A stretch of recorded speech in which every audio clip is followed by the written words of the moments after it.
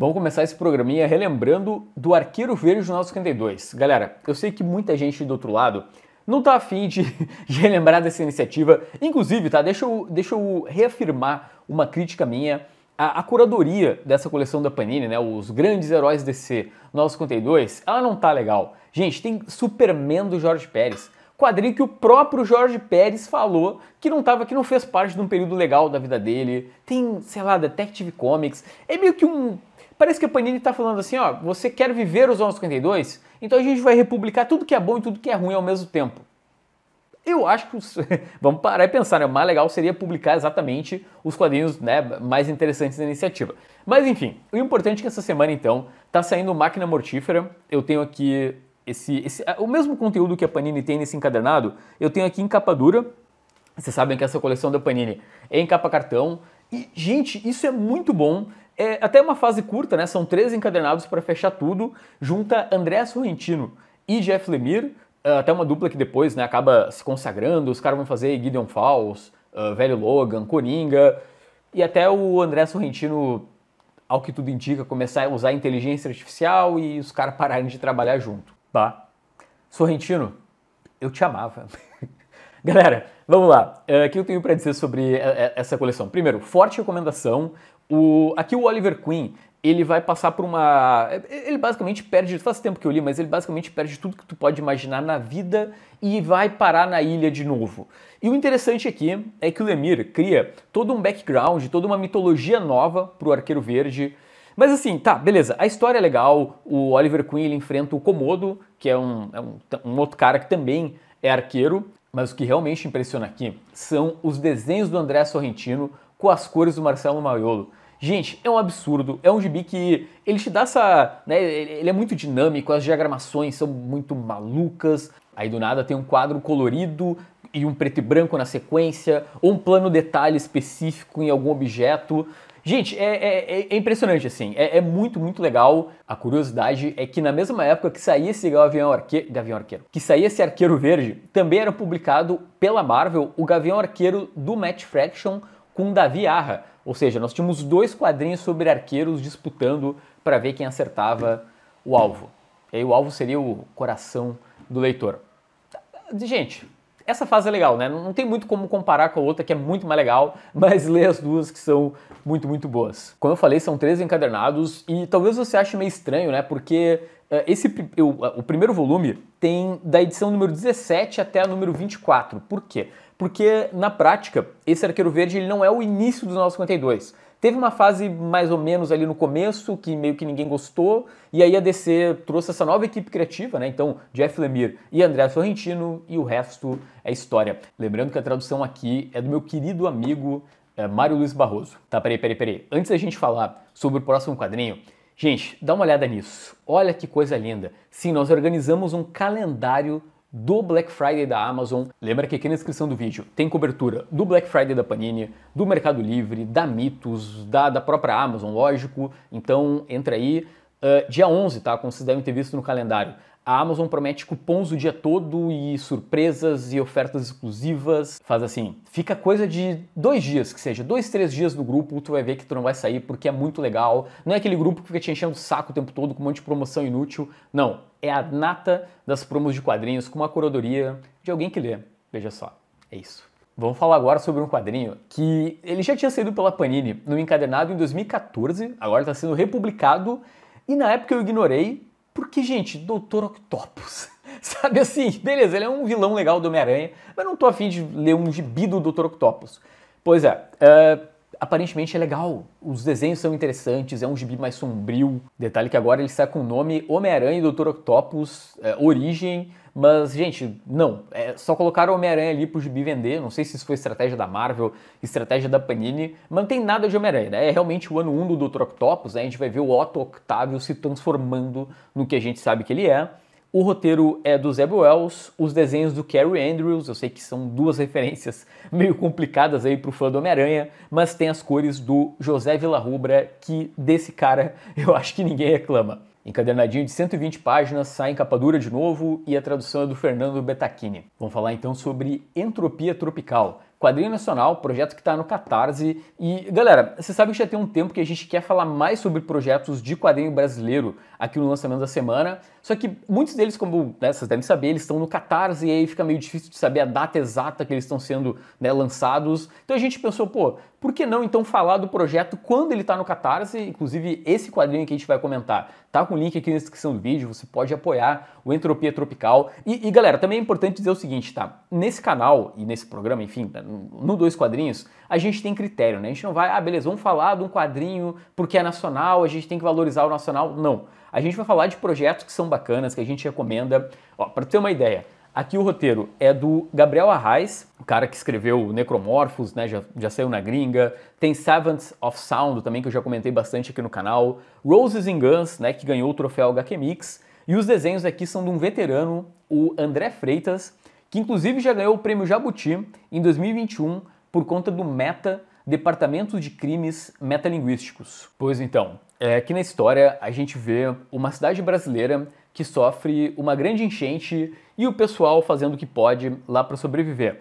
Sendo que no meio da enchente, segundo a descrição, segredos, mentiras e pecados começam a emergir literalmente das águas e os personagens principais são a Maria e a Alva, que têm lados opostos, mas que acabam sendo conectadas aí pelo destino. Essa semana o André me enviou algumas páginas desse quadrinho e tá lindão. Ele tá usando o método tradicional, então ele conta que tá levando um pouco mais de tempo, se dedicando bastante ali nas páginas. Então esse é um projeto que a gente aposta, tem link aqui na descrição do vídeo. Vamos falar de algo que, cara, a chance disso ser bom é tipo -1. Mas eu vou comprar, porque eu sou idiota que compra tudo que sai de Star Wars, tudo que sai de Demolidor e tudo que sai de Alien e Predador. Não, nem tudo. Não, Alien eu compro tudo mesmo. Predador eu compro uma ou outra. Mas esses três, né, Demolidor, Star Wars e Alien, eu compro. Cara, que vergonha. Em minha defesa, os quadrinhos tanto do Predador quanto do Alien que eu li dessa nova fase estão muito legais. E agora a gente vai ter o Capitão América encontrando os aliens. E a trama parece muito interessante. Basicamente, o Caveira Vermelha vai buscar novas armas para enfrentar, né, o Capitão e os Estados Unidos ali na Segunda Guerra Mundial. E eles, logicamente, vão acabar encontrando os aliens. Ou seja, agora a gente não tem só aliens. A gente tem aliens nazistas do universo Marvel. A equipe criativa é formada pelo Frank Thierry, o Stefano Raffaelli, que tem um desenho muito bom, eu curti bastante, e as cores são do Niraj Menon. Galera, pô, só de ver o... É óbvio que é ruim esse gibi, mas enfim, só de ver o escudo do Capitão América destruindo lá um alien, eu acho que já pode valer meu tempo e o teu tempo. Não sei. Vamos falar agora sobre um cara que é um semideus da aquarela, que é Emmanuel Lapage, que tem um lançamento essa semana na França, que é o Dançar com o Vento. Gente, primeiro, nós temos a felicidade no Brasil de conhecer uma parte da obra desse autor. Tem o Primavera de Chernobyl, que é um absurdo, tente ler, cara, é impressionantemente bom. E também saiu o Arman pela QS Comics, também é bem legal. E esse novo álbum é uma continuação do outro que o Lepage publicou em 2012, chamado Viagem à Ilha da Desolação, sobre uma viagem dele à Antártida, e aqui ele conta como foi voltar ao local 12 anos depois. Como é um quadrinho reportagem, o próprio Lepage é o personagem principal, ele vai acompanhando uma equipe de TV, mas o mais legal aqui, fora as imagens são lindas, as paisagens, etc, etc, é que a gente está vendo o autor voltar para um local onde os moradores já conhecem o primeiro quadrinho que ele fez sobre aquele espaço, então tem pessoas que gostam, tem outras que têm críticas a ele, né, sobre o primeiro álbum. Pois então, baseado nos 2 quadrinhos que eu li do Lepage, eu espero 2 coisas: páginas absurdas e conhecimento. Geralmente é isso que ele me entrega. Vamos falar agora de um quadrinho que, atenção, galera, esse é o teu momento de comentar aqui embaixo. Eu sei que muita gente da própria Panini assiste aos lançamentos da semana. Na verdade, editores em geral assistem aos lançamentos da semana. Humildemente, é um programinha que consegue dar um panorama sobre, sabe, o mercado como um todo. E exatamente essa semana tá saindo lá na gringa, né, nos Estados Unidos, o Ônibus do Espectro, do John Ostrander com o Tom Mandrake, ali dos anos 90. Então o teu comentário pode ser muito útil aqui, porque o pessoal lá de fora pedia muito esse material, mas eu não me lembro de cabeça um brasileiro pedindo, né, a republicação do Espectro.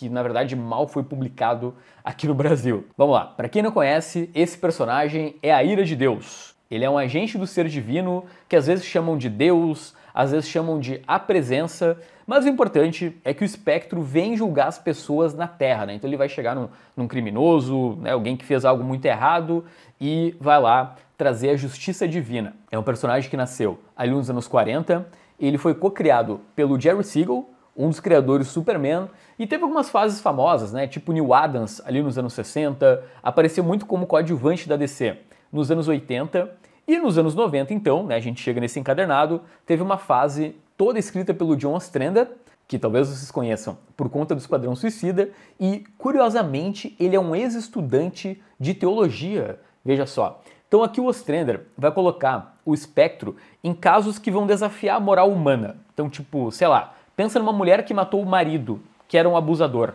Essa mulher, ela merece a ira de Deus? Será que um país inteiro que estava em guerra civil, como é que o espectro vai aplicar a justiça divina nessa galera? Não é à toa que esse quadrinho é considerado um título mais adulto, um quase vértigo da DC ali nos anos 90. Esse é aquele momento que tu comenta aqui embaixo, assim como eu, um sonoro alô Panini. Pô, gente, são 2 ônibus pra fechar, sabe? Não é uma coleção longa e eu imagino que assim como eu, tu tá maluco pra dar uma lida nesse gibi do Espectro. E, estranhamente, teve 2 edições publicadas no Brasil. Galera, a série durou 5 anos com a mesma equipe criativa e só saíram 2 edições aqui no Brasil. Começando então as rapidinhas nacionais, com a Saga do Homem-Aranha volume 7, tem Lanterna Verde edição número 2, Superman edição número 2 e Mulher Maravilha e Flash 2, né? Então essas são mensais ali que estão bem alinhadinhas. Tem Tex Gigante número 41 pela Mitos e Fantasma de Wilson McCoy Omnibus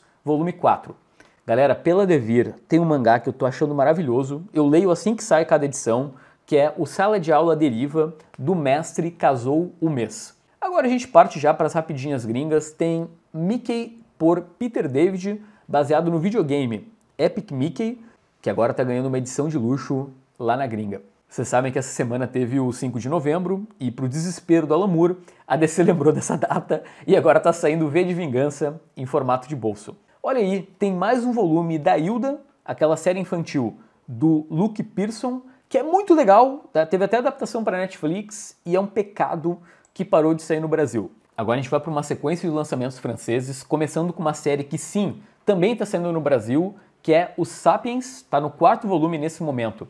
Lá na França, tem também uma edição de luxo do Richard Corbin com Jim Wood, quadrinho que eu queria muito, muito dar uma lida. Tem mais luxo, veja só, com Pele de Homem, que já é considerado um clássico moderno na França, né? Quadrinho que foi publicado no Brasil pela Nemo. E para terminar tem A Vida Secreta dos Jovens, uma coleção de quadrinhos do Riyad Sattouf, célebre autor do Árabe do Futuro, que vende milhões na Europa, mas aqui no Brasil a gente segue chupando o dedo. O que eu vou dizer? Pô, foi um prazer inenarrável ter a tua presença. Galera, se puder clicar no botão do like, isso ajuda muito. Os grupos também estão aqui na descrição do vídeo. Lembra do Black Friday, tem promoção da Mitos, Mercado Livre, tudo vai estar coberto. Tudo vai estar informado aqui no grupo. E eu te vejo amanhã no 2 Quadrinhos News, tá? Valeu.